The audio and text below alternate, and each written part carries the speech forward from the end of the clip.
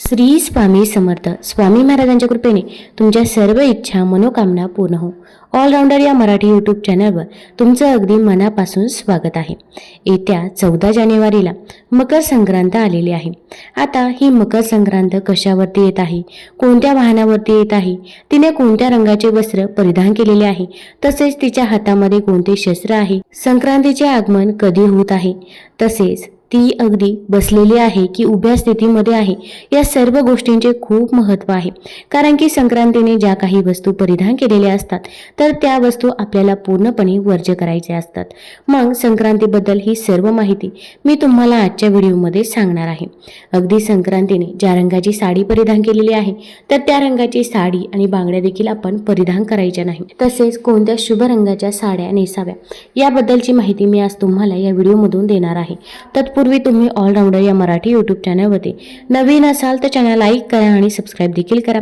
तसेच कमेंटमध्ये श्री स्वामी समर्थ किंवा ओम महालक्ष्मी नमः लिहायला विसरू नका, जेणेकरून आपल्याला देखील माता लक्ष्मीचा आशीर्वाद हा प्राप्त होईल. मकर संक्रांतीला दानाला देखील खूप महत्त्व आहे.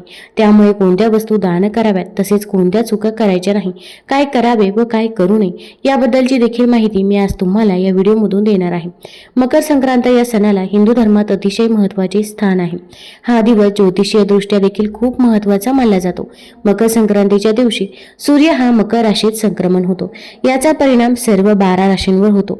त्यामुळे या दिवसाचे ज्योतिषीय महत्त्व देखील अधिक आहे. त्याचप्रमाणे हा सण संपूर्ण भारतात अगदी उत्साहात साजरा केला जातो. वर्षातील पहिला सण असून तो वेगवेगळ्या प्रांतात वेगवेगळ्या नावाने पार पडतो.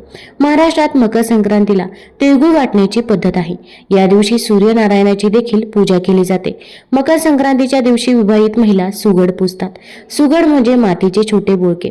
या दिवशी सकाळी लवकर उठून स्नान करावे, मग सूर्याला अर्घ्य द्यावे. यानंतर विवाहित महिला या एकाच दिवशी काळ्या रंगाचे वस्त्र घालून पूजा करू शकतात. त्यामुळे पूजेचा शुभ मुहूर्त पाहून आपल्याला देवघरात 5 सुगड घ्यावेत, ते एका पाटावर ठेवावे, त्यांना लाल धागा बांधावा व हळद कुंकू लावावेत. मग सुगडीत बोर, गाजर तसेच शेंगा, उसाचे तुकडे, हरभरा, तिळगुळ ठेवावे. त्यातील एक सुगड हे आपल्या देवघरात ठेवावे, दुसरे तुळशीपाशी ठेवावे. त्यानंतर राम मंदिरात जाऊन रामाचा ओसा करावा. एक सुगड रामापाशी ठेवावे, एक सुगड सुवासिनीला द्यावे व एक सुगड कोणत्याही मंदिरात ठेवावे.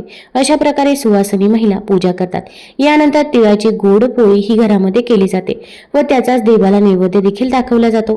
पौराणिक कथेनुसार शनिदेव हे आपल्या पुत्राला भेटण्यासाठी त्याच्या घरी जातात व शनिदेव हे मकर राशीचे देव असल्याने तो दिवस संक्रांतीचा मानला जातो. तसेच या दिवशी सूर्यदेव मकर राशीत संक्रमण करत असल्याने ज्योतिषीय घटनांसाठी हा दिवस महत्त्वाचा मानला जातो. सूर्य मकर राशीत प्रवेश करतात म्हणजे ते आपल्या पुत्राला शनिदेवाला भेटतात अशी मान्यता आहे.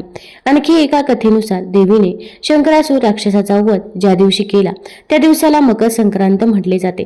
तसेच संक्रांतीच्या दुसऱ्या दिवसाला किंक्रांत म्हटले जाते. या दिवशी कोणतेही शुभ कार्य केले जात नाही. या दिवशी देवीने किंक्रासुराला मारले असल्याने हा दिवस किंक्रांती म्हणून ओळखला जातो असे देखील म्हणतात. असे मानले जाते की जोपर्यंत सूर्य पूर्वेपासून दक्षिणेकडे जाते त्यावेळेस सूर्याच्या किरणांना खराब मानले गेले आहे. परंतु जेव्हा सूर्य पूर्वेपासून उत्तरेकडे गमन करायला लागतो तेव्हा त्याची किरणे आरोग्य आणि शांतीला वाढवते. त्यामुळे साधू संत आणि ते लोक जे आध्यात्मिक क्रियेने जोडलेले आहेत त्यांना शांती आणि सिद्धी प्राप्त होते. जर सरळ शब्दात सांगितलं तर जुन्या कटू अनुभवांना विसरून मनुष्य पुढे चालत जातो. स्वतः भगवान कृष्णाने गीतेमध्ये सांगितले आहे की उत्तरायणाच्या 6 महिन्यांच्या शुभ काळात जेव्हा सूर्यदेव उत्तरायण होते तेव्हा पृथ्वी प्रकाशमय होते, अथवा या प्रकाशात शरीर त्याग करून मनुष्याचा पुनर्जन्म होत नाही आणि तो अगदी ब्रह्माला प्राप्त होतो. महाभारत काळाच्या वेळात भीष्म पितामह ज्यांना इच्छा मृत्यू वरदान प्राप्त होते त्यांनीही मकर संक्रांतीच्या दिवशी शरीर त्याग केलं होतं. आता मकर संक्रांत ही 14 जानेवारीला बुधवारी असणार आहे. तर या दिवशी पुण्यकाळ हा दुपारी 3:13 ते संध्याकाळी 6:18 असणार आहे. तर यातच महापुण्यकाळ हा दुपारी 3:13 ते सायंकाळी 5:04 असणार आहे. असा 1 तास 51 मिनिटांचा महापुण्यकाळ आहे. तर या काळामध्ये आपण पूजा सेवा केली तर त्याचे कित्येक पटीने पुण्यफळ हे आपल्याला प्राप्त होत असते. अगदी तुम्हाला एखादी वस्तू दान देखील करायची असेल तर तुम्ही या महापुण्य काळामध्ये ती वस्तू दान करू शकता. यामुळे देखील आपल्या आपल्याला पुण्यफळ हे प्राप्त होत असते आणि घरामध्ये काही सेवा करायच्या असतील, जसे की विष्णू सहस्रनामचं पठण करायचं असेल किंवा महालक्ष्मी अष्टकम पठण करायचं असेल किंवा इतरही काही सेवा करायच्या असतील तर या काळामध्ये तुम्ही त्या नक्कीच करू शकता. आता संक्रांतीने ज्या ज्या वस्तू परिधान केल्या आहे तर त्या वर्ज्य करायच्या असतात. मग आता संक्रांतीचे आगमन हे या 14 तारखेला 3:13 होत असून संक्रांतीचे वाहन हे वाघ आहे, तर त्याचे उपवाहन हे घोडा आहे. आता मकर संक्रांत म्हटलं की काळ्या रंगाचे वस्त्र हे परिधान केले जातात. मकर संक्रांतीच्या दिवशी काळ्या रंगाला विशेष महत्त्व आहे. आता काळा रंग तसे तर अगदी शुभ कार्यामध्ये मोडत नाही किंवा जेव्हा पण एखादं शुभ कार्य असतं तर तेव्हा आपण काळा रंग वर्ज्य करत असतो. मग मकर संक्रांतीच्या दिवशी काळ्या रंगाचे वस्त्र का परिधान करावे याचे देखील महत्त्व आहे. हिंदू धर्मातील प्रत्येक सणाला ऋतुमानानुसार महत्त्व आहे आणि त्यामागे काही धार्मिक आणि नैसर्गिक कारण देखील आहे. हा दिवस रात्र आणि हिवाळ्यातील सर्वात थंड आणि खूप मोठी असते, त्यामुळे या मोठ्या रात्रीच्या काळोखाला निरोप देण्यासाठी या दिवशी काळ्या रंगाचे कपडे घातले जातात अशी मान्यता आहे. तसेच काळ्या रंगाची अगदी वस्त्रे ही बाहेरची उष्णता शोषून घेऊन शरीर उबदार ठेवतात, म्हणून थंडीमध्ये येणाऱ्या या सणाला म्हणजेच मकर संक्रांतीला काळ्या रंगाची वस्त्रे नेसण्याची प्रथा आहे. दिनमान वाढत जाण्याच्या आनंदाप्रित्यर्थ पतंग उडवण्याची प्रथा आहे. थंडीच्या दिवसात तीळ हे शरीराच्या आरोग्याला उपयुक्त असतात. तसेच नवविवाहित वधूच्या पहिल्या संक्रांतीला तिला काळी साडी व हलव्याचे दागिने भेट दिले जातात. बाळाच्या पहिल्या संक्रांतीनिमित्त त्यालाही काळ्या रंगाचे कपडे व हलव्याचे दागिने घातले जातात. त्यामुळे या वस्तूंची खरेदी ही संक्रांतीला प्रामुख्याने केली जाते.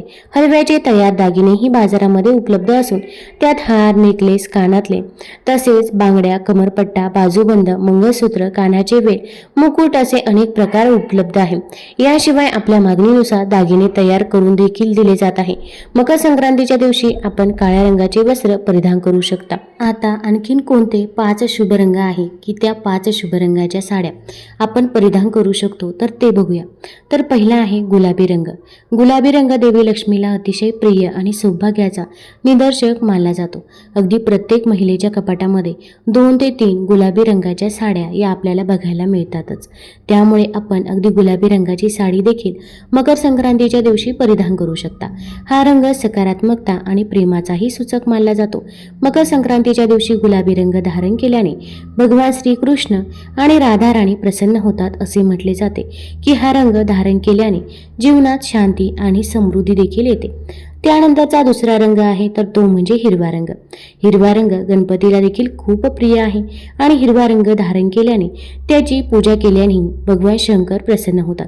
अशा स्थितीत मकर संक्रांतीच्या दिवशी जर तुम्ही हिरवा रंग घातला तर तुम्हाला प्रथम पूज्य श्री गणेशाचा आशीर्वाद मिळेल आणि तुमच्या घरात रिद्धी-सिद्धीचे आगमन होईल असे मानले जाते. तसेच हिरवा रंग हा निसर्गाचा देखील प्रतीक मानला जातो. सौभाग्याचं लेणं म्हणून स्त्री हिरव्या रंगाची वस्त्र परिधान करतात. लग्नामध्ये तर हिरवी साडी घालणं ही अनेक ठिकाणी प्रथा आजही सांभाळली जाते. निसर्गासोबत घालवलेला काही काळ सुद्धा मन सावरतो आणि बहरवतो, त्यामुळे हिरवा रंग हा प्रत्येक स्त्रीला भावतो. त्यानंतर लाल रंगाची साडी देखील परिधान करू शकता. ज्योतिषशास्त्रानुसार हिंदू धर्मात पूजेदरम्यान लाल रंगाला विशेष महत्त्व दिले गेले आहे. हा रंग धैर्य, उत्साह, सौभाग्य आणि शुभाचे प्रतीक मानले जाते. त्यामुळे पूजेच्या वेळी सर्व देवी देवतांना लाल टिळा लावला जातो. धार्मिक ग्रंथांमध्ये लाल रंग हा देवी दुर्गा आणि लक्ष्मीचा आवडता रंग मानला जातो. असे मानले जाते की पूजेच्या वेळी लाल रंगाचे कापड पसरून त्यावर पूजा मांडल्यास भाग्य देखील उजळते. त्यानंतर तुम्ही नारंगी रंगाची साडी देखील परिधान करू शकता. नारंगी किंवा केशरी रंग सूर्याशी संबंधित आहे, जो सर्व ग्रहांचा स्वामी आहे आणि तेजस्वीपणा आणि सामर्थ्याचे देखील प्रतीक आहे. नवरात्रीच्या 9 रंगांपैकी एक म्हणून नारंगी रंगाचे महत्त्व आहे. हा रंग उत्साहाचे आणि ऊर्जेचे प्रतीक मानला जातो.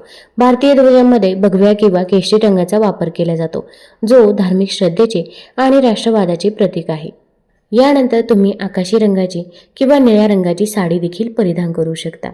आता आपण कोणत्या रंगाची साडी परिधान करू नये तर संक्रांतीने ज्या पण रंगाची साडी परिधान केलेली आहे तर ती साडी आपल्याला परिधान करायची नाही आणि संक्रांतीने यावर्षी पिवळ्या रंगाची साडी परिधान केलेली आहे, त्यामुळे आपण पिवळा रंग पूर्णपणे वर्ज्य करायचा आहे. मग आता एखादी लाल रंगाची साडी असेल आणि तिच्यावरती पिवळ्या रंगाचा ब्लाऊज मॅच होत असेल तर ती साडी देखील आपण परिधान करू नये किंवा एखाद्या साडीला पिवळ्या रंगाची जाड बॉर्डर असेल तर ती साडी देखील आपण परिधान करायची नाही. आपण या संक्रांतीला पिवळा रंग पूर्णपणे वर्ज्य करायचा. आता पिवळा रंग वर्ज्य आहे म्हटल्यावरती सर्वांनाच प्रश्न पडतो, मग हळद लावावी का किंवा पिवळ्या रंगाचे दागिने आपण घालू शकतो का?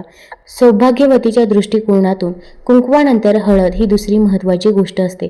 हळदीला जेवढे महत्त्व हिंदू धर्मात आहे तेवढेच महत्त्व पिवळ्या रंगाला देखील आहे. परंतु यावर्षी मकर संक्रांत याच रंगावर आल्यामुळे बराच गोंधळ निर्माण झाला आहे. पण संक्रांतीचा सण मुळात सौभाग्याचा असल्या कारणामुळे या दिवशी हळदी कुंकवाला हळद नाही लावली तर कसे चालेल. यामुळे संक्रांतीला तुम्ही हळद नक्कीच लावू शकता. तसेच संक्रांतीला यावर्षी पिवळ्या रंगाच्या वस्तू निषिद्ध जरी असल्या तरी दागिने घालू शकता. सोन्याचे दागिने हे काही वस्त्र नाही, तो शृंगार असून मकर संक्रांतीला सौभाग्यवती स्त्री सोन्याचे दागिने नक्कीच घालू शकते. मकर संक्रांतीच्या दिवशी सर्वच महिला साज शृंगार करत असतात. मग आता कोणत्या रंगाच्या बांगड्या परिधान कराव्या याला देखील खूप महत्त्व आहे. बहुतांश महिलांना बांगड्या घालणे फार आवडतं आणि ते 16 शृंगारांपैकी एक मानलं जातं. त्यामुळे त्यांच्या हातांचे सौंदर्य तर वाढतेच, पण त्यांच्या सौंदर्यातही भर पडते. आपल्या घरातील वडीलधारी मंडळी, मोठ्या बायका या महिलांना बांगड्या घालण्यास अनेकदा प्रोत्साहन देतात. जेव्हा जेव्हा विवाहित महिला काचेच्या बांगड्या घालतात तेव्हा त्यांच्या किणकिण आवाजामुळे घरात सकारात्मक ऊर्जा येते. विवाहित महिलांसाठी बांगड्या वैवाहिक आनंदाचे प्रतीक मानले जातात आणि ज्योतिषशास्त्रात प्रत्येक रंगाचे महत्त्व स्पष्ट आहे. म्हणूनच बांगड्या घालण्याचे अनेक फायदे आहेत. काचेच्या बांगड्या घालण्यामुळे सतत घर्षण होते, या घर्षणामुळे रक्ताभिसरण वाढते. शिवाय बांगड्या घालण्यामुळे बाहेर पडणारी सकारात्मक ऊर्जा अंगठीच्या आकाराच्या बांगड्यांद्वारे शरीरात पुन्हा शोषली जाते. बांगड्यांचे घर्षण शरीरातील उपचार केंद्रांना सक्रिय करते, जे आपल्या मनातील नकारात्मकता दूर करण्यास मदत करते. विवाहित महिलांनी 21 बांगड्या घालाव्यात. तसेच प्रत्येक हातात सोन्याच्या किंवा चांदीच्या 2-2 अशा बांगड्याही घालाव्यात. यामुळे पतीचे आयुष्य वाढते असे देखील म्हटले जाते. पण सोन्याच्या बांगड्या घालणे शक्य नसेल तर अगदी तुम्ही हिरव्या काचेच्या बांगड्या देखील घालू शकता. तर आपण मकर संक्रांतीच्या दिवशी हिरव्या रंगाच्या काचेच्या बांगड्या घालायच्या आहे किंवा अगदी तुम्ही लाल रंगाच्या काचेच्या बांगड्या देखील घालू शकता. आता जेव्हा आपण बांगड्या घालत असतो तर एका हातामध्ये एक बांगडी ही एक्स्ट्रा असू द्यायची आहे. मग अगदी तुम्ही एका हातामध्ये 9 बांगड्या घातल्या असतील तर दुसऱ्या हातामध्ये तुम्ही 10 बांगड्या घालायच्या आहे. असे आपण मकर संक्रांतीच्या दिवशी बांगड्या या आवर्जून घालायच्याच आहे. आता साड्यांबद्दल बोलायचं झालं तर जी काही आपण सुतक काळामध्ये किंवा मासिक धर्म असेल तर त्या काळामध्ये एखादी साडी वापरलेली असेल, अगदी कोणत्याही रंगाची असो, लाल रंगाची, काळ्या रंगाची किंवा कोणत्याही रंगाची असो, तर ती साडी आपण मकर संक्रांतीच्या पूजेच्या दिवशी चुकूनही घालायची नाही. तर ती साडी आपण वर्ज्य करायची आहे. आता भलेही ती साडी तुम्ही स्वच्छ धुतलेली असेल, पण आपण जेव्हा पण शुभ कार्य तेव्हा आपण नवीन वस्त्र परिधान करत असतो. आता नवीन साडी घेणे जरी शक्य नसेल तर फक्त सुतक मासिक धर्म या काळामध्ये ती साडी वापरली असेल तर ती साडी आपण चुकूनही नेसायची नाही. याची आपल्याला काळजी घ्यायची आहे. तुम्हाला जर हा व्हिडिओ आवडला असेल तर आपल्या ऑलराऊंडर या चॅनलला लाईक करा, सबस्क्राईब करा आणि मित्रपरिवारासोबत जरूर शेअर करा. धन्यवाद.